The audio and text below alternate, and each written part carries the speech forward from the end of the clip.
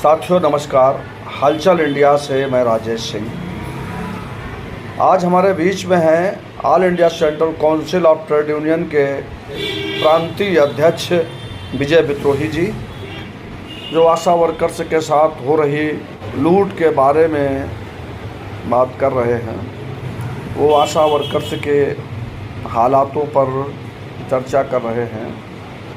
24 घंटे काम करने वाली आशा वर्कर्स को किस तरह से 2000 या 2100 रुपये का वेतन मिलता है, और उसमें भी सरकार और NRHM के अधिकारियों के बीच जो लूट चल रही है उसके बारे में बता रहे हैं। और उन्होंने सरकार पर भी बहुत गंभीर आरोप लगाए हैं। आइए सुनते हैं विजय विद्रोही जी का।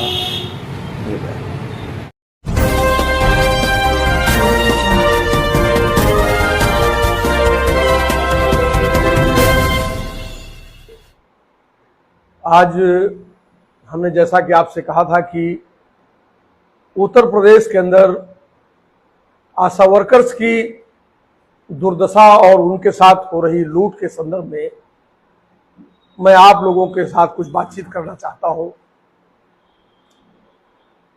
तो मैं अपनी बातचीत शुरू करता हूं। उत्तर प्रदेश के अंदर आशा वर्कर्स की संख्या लगभग 2 लाख है, जिनमें 1,80,000 के आसपास आशा वर्कर्स और 20,000 आशा संगिनी कार्यकर्ता हैं। जैसा कि आप जानते हैं कि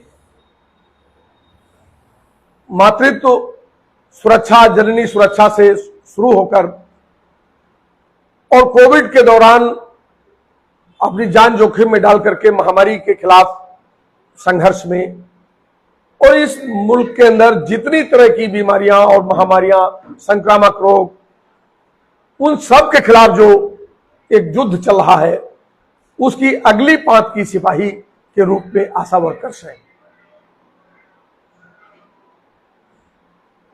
यह भी आपको पता है कि कोविड के दौरान उनकी सेवाओं के लिए विश्व स्वास्थ्य संगठन ने उन्हें ग्लोबल वर्ल्ड लीडर का खिताब दिया, और जिस समय ये खिताब दिया जा रहा था उस समय भारत के स्वास्थ्य मंत्री डेनमार्क में मौजूद थे। भारत के अंदर जो इनकी दीन दशा है, दुर्दशा है, उस पर भी मैं कुछ बात कहूंगा। खासतौर से मैं उत्तर प्रदेश के संदर्भ में बात करना चाहता हूं। उत्तर प्रदेश के मुख्यमंत्री ने 2021 में 2022 के चुनाव से ठीक पहले अपने विधानसभा के एक संबोधन में कहा कि उत्तर प्रदेश के अंदर आशा वर्कर्स को 5,250 रुपए और आशा संगिनी को 9,500 रुपए का भुगतान किया जा रहा है। 1,500 रुपए की बढ़ोतरी के साथ आशा वर्कर्स को 67,500 और आशा संगिनी को 10,500 रुपए, 11,000 रुपए इसके बाद मिलने लगेंगे। उत्तर प्रदेश के अंदर आज भी आशा वर्कर्स को 1,800, 2,000, 1,900 और संगिनी को 8,000, 8,400, 8,500 रुपए मिल रहे हैं। उनके किए हुए जो काम है, वो कुष्ठ रोग करती है, कुष्ठ रोग के मरीजों के बीच में जाती है, वो टीबी के मरीजों के बीच में जाती है, वो फाइलेरिया के मरीजों के बीच में जाती है, वो पोलियो के मरीजों के बीच में जाती है, वो संचारी रोगों के खिलाफ सोसाइटी को अवेयर करती है, बच्चों की सुरक्षा के लिए, जननी सुरक्षा के लिए वो रातों दिन प्रयास में लगी रहती है। इन आयुष्मान, गोल्डन आयुष्मान कार्ड बना रही है। इन सारे के सारी जितने काम, उनसे 42 तरह के जो काम लिए जा रहे हैं, इन 42 कामों में उन्हें क्या मिल रहा है, कौन से काम की प्रोत्साहन राशि मिल रही है और कौन से काम की प्रोत्साहन राशि नहीं मिल रही है, इसका कोई अता पता नहीं। एक 8 घंटे काम होता है, 12 घंटे काम होता है, आप लगातार काम लेते जा रहे हैं, 24 घंटे काम ले रहे हैं, 25 घंटे काम ले रहे हैं, आप 76 घंटे काम ले रहे हैं। एक दिन का भी अवकाश नहीं है, ना त्योहारी छुट्टी है, ना राष्ट्रीय छुट्टी है। इतनी बुरी दशा में वो 2275 रुपए जो मिलना है उसमें भी वसूली है।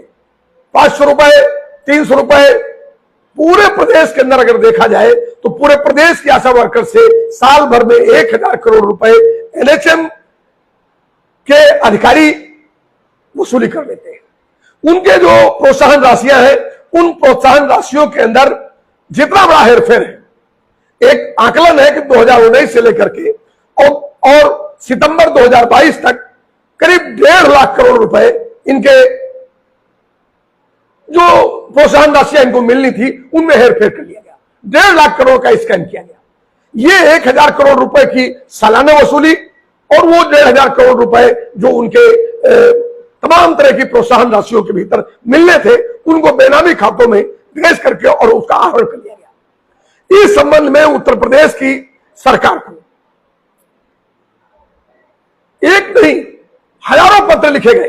53,000 आशा वर्कर्स ने सामूहिक रूप से अपने अपने जिलों में, अपने अपने ब्लॉक पे मुख्यमंत्री को पत्र लिखे। उनको ले जाकर के सामूहिक रूप से पत्रालयों में उनको भेजा।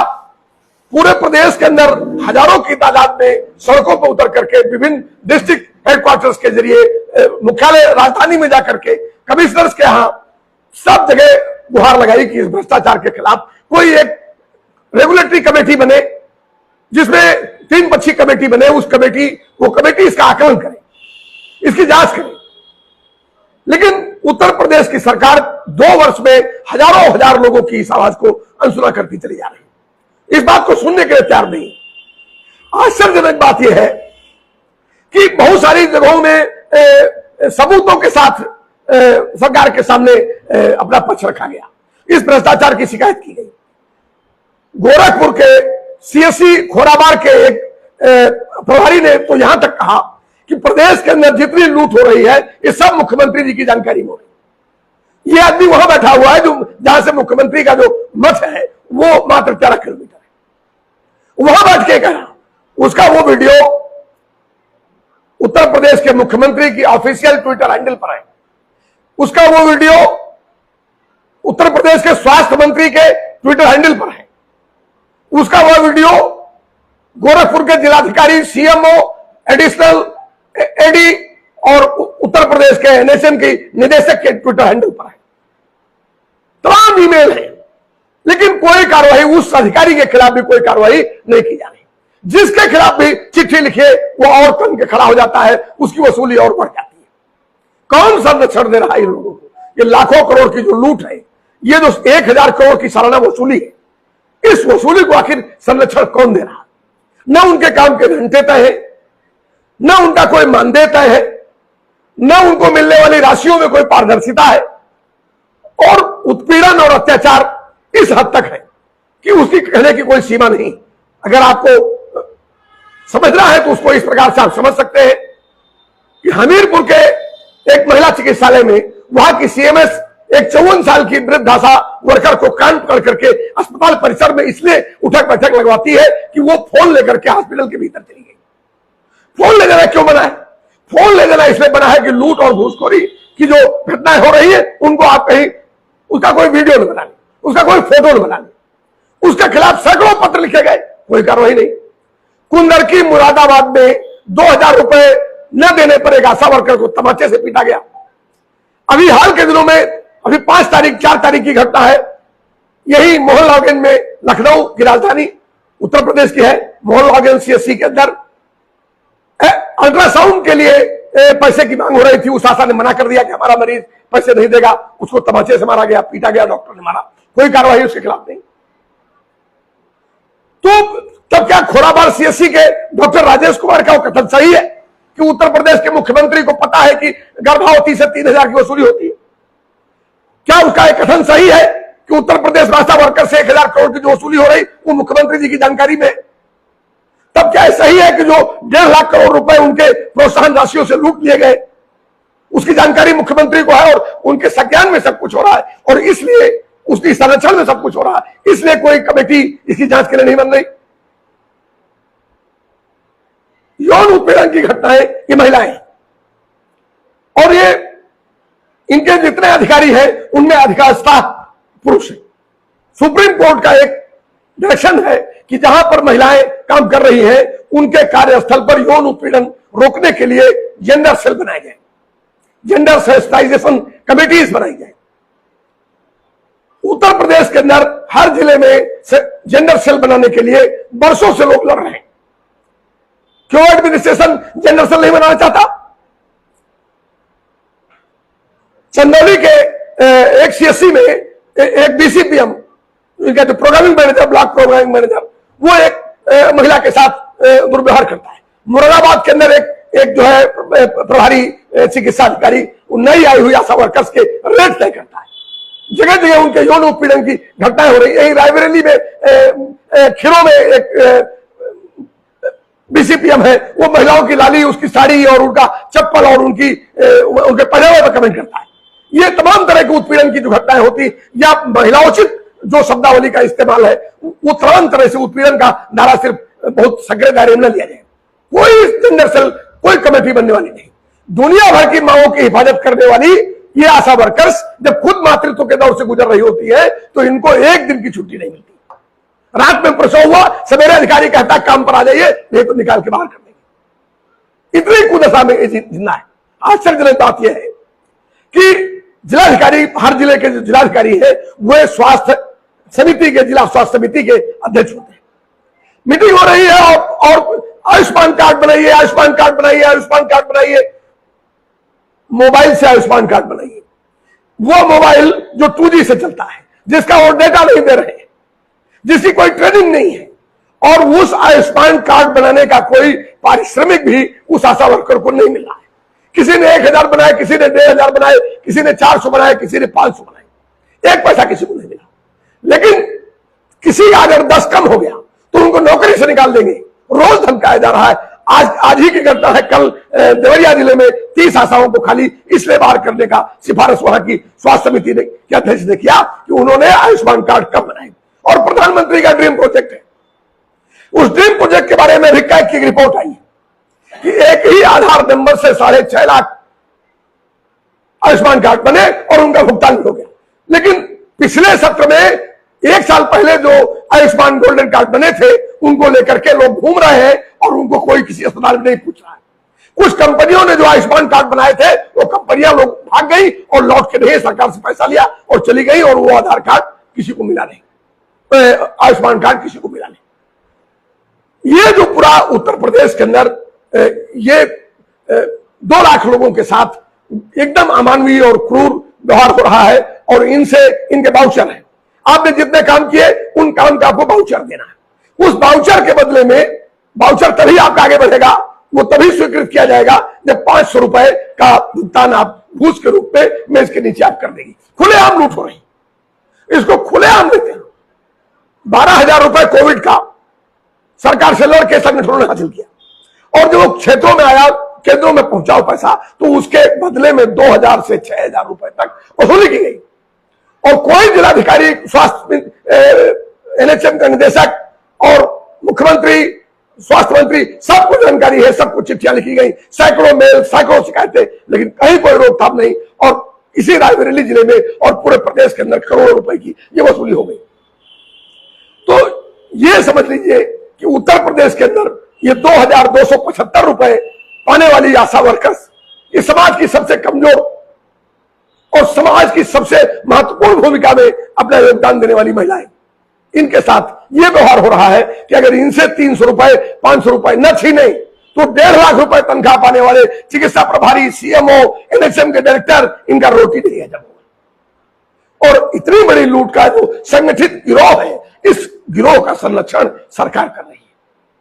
चूंकि सरकार ने उत्तर प्रदेश के अंदर इतनी हजारों लाखों शिकायतों के बाद एक आदमी के भी खिलाफ कार्रवाई की होती, एक आंध्रा से चपरासी के खिलाफ कार्रवाई की होती, तो निश्चित तौर से लगता है कि सरकार का कुछ इकबाल बचा हुआ है।